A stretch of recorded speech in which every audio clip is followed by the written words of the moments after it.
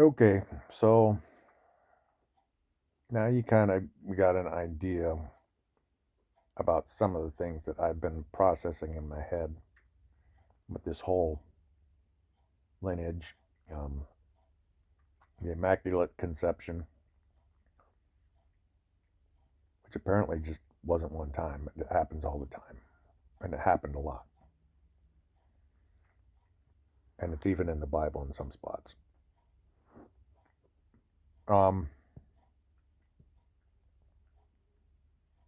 so, Noah, Zizudra, Utnapishtim, whatever name you want to use, depending on what Genesis story you want to go by. Um, we can stick with Noah if you like, just because everybody knows that name and we know who we're talking about. So, Noah is Enki's son, and that's why he saved him. That's why I said I wonder if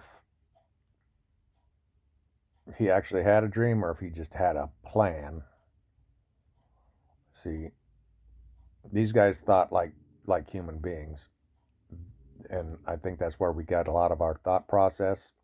If all this, you know, creation story is true, um,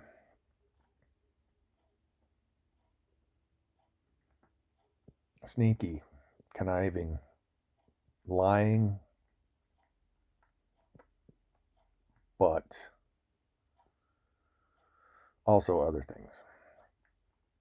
Um, the whole plethora of human brains and the way they think. So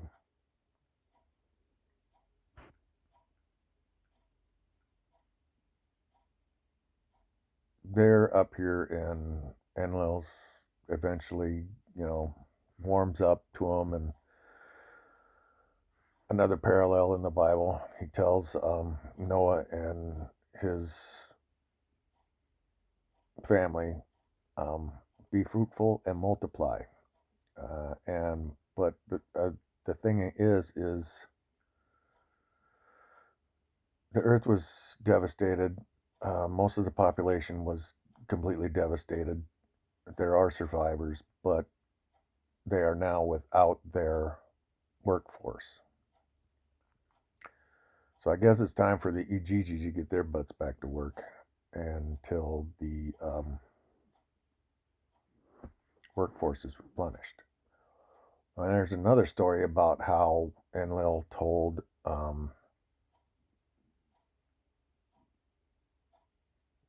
he made a deal with them. And he said, "You know what? I'll let you guys go, but the three sons of Noah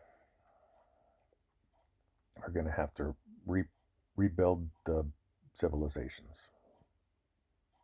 What's crazy is there is evidence of this everywhere. Supposedly they went down and they built some stuff right there around eastern Turkey, but there's evidence to support that they also were in Eurasia, um, Mesopotamia area. Um,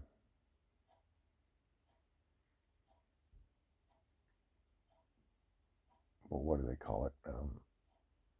Like where Israel's at, and from the Mediterranean east area.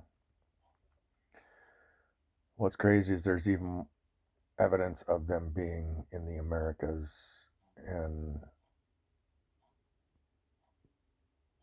that explains a lot of the crazy structures everywhere.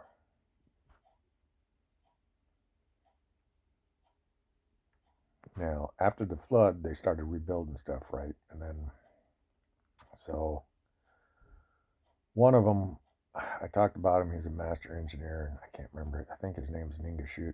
Nigashita, something. But he was like the master engineer. So um, they're running around trying to figure out what they, all these places to build and where they're going to build, and they checked some of their spaceports, and they were fine. They were high enough in elevation, and that's one thing they'd like to do. They like to like mountaintops was their thing, and that's where they built a lot of their spaceports. And I don't know if they tethered their ships to the mountaintops or what the deal was with that, but um, it was interesting.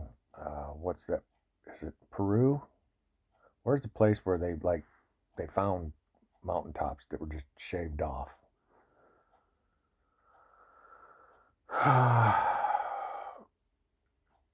What do they call it? Something plateau. Anyway, it looks like somebody just shaved a mountaintop off, and there's a bunch of like really weird animal rock formations and stuff that you could only see from the sky, anyways. Which another weird anomaly. Um, so for some reason, they decided they were going to build artificial mountains in a certain spot, and they were going to build a sphinx, and they were going to put the head of this architect, engineer, master. They were going to put it on top of the sphinx, and it was going to face east, and you know they had all these things, and he kind of laid it out how he was going to do it. He showed them what he was going to do, and they all approved it, and so he made that happen. So that would explain the pyramids of Giza and the Sphinx and the other few buildings that were there that were made with gigantic stones that no human could possibly move in any way, shape, or form without a certain technology. I mean, if they had the technology to make things float, levitate, I could see it. Because then they could manipulate these stones and they could put them however they wanted to, wherever they wanted to, without breaking them. Here's the thing: the Romans were obsessed with the architecture of the Egyptians.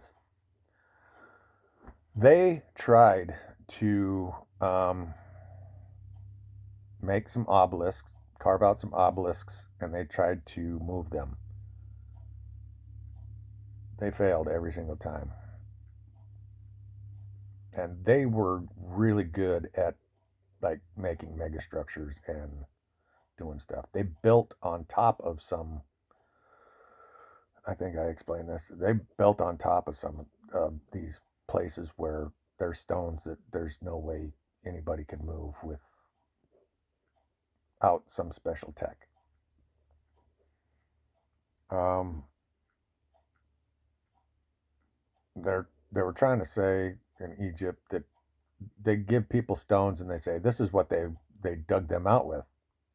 Dolite, was it dolomite? Stones that are round. You're going to tell me that they just beat the hell out of the ground until they pulverized it for weeks and weeks and weeks? It would take hundreds of thousands of years. Or I shouldn't even say hundreds of thousands of years. Maybe tens of thousands of years or thousands of years to build these things. I mean, you can go there and they'll hand you one of these and they'll let you go at it for an hour. Now, if you calculate 1 hour, you can even calculate a whole bunch of people doing this at the same time.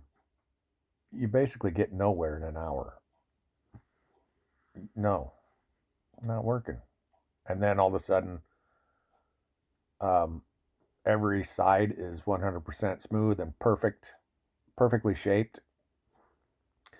But then, well, there's one there that like it's already perfectly shaped. It's cut out except for the bottom. They didn't quite get it done. Something happened where they quit doing the work.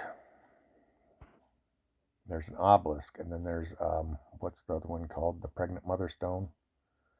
It's just sitting there. It wasn't finished, and these are in different areas, but they're using the same techniques. So yeah, like do the math, make it make sense. It don't. Um, but again, this is kind of where my mind goes, and I'm like, okay, make this make sense, and the stories. So they make these pyramids and this sphinx, and that's all done, and it's all good to go, and so there's other characters that I haven't hardly talked about at all. Marduk is the first son of Enki, and he knows about all the deals that were made. Enki was supposed to be in charge of this world, but Enlil ended up kind of butting in and taking over.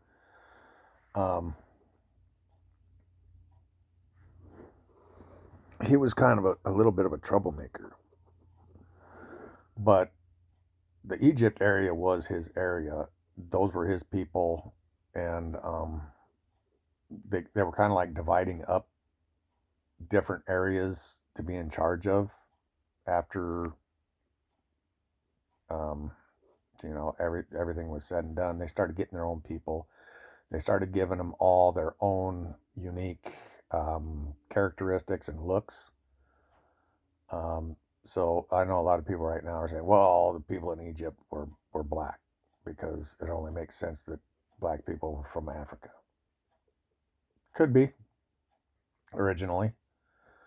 But then this happened, and there was actually mixing too going on. So yeah, explain the Norse. The Norse have their mythology. The Greeks have their mythology, and there's mythology all over the place. But they all have parallels, like Zeus, Thor, Enlil. Um, they're like all lightning gods. And one of the stories that they talked about was Enlil going around in his blackbird, and his blackbird could shoot out lightning. And if you read Deuteronomy and Numbers, this guy is running around um, taking people out left and right. And there's other stories about other ones that uh, are in a ship and they're using weapons of different types. Um, there's a story about Marduk making another female Anunnaki mad, and hell hath no wrath like a woman scorned. She was in love with an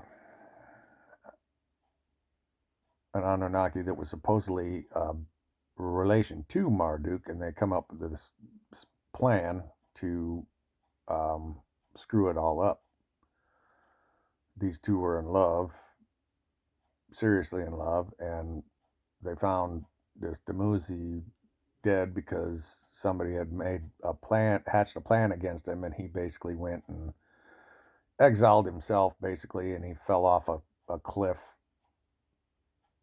waterfall, whatever, and ended up passing away. And they found his body, and they were upset. Um, Another wild story.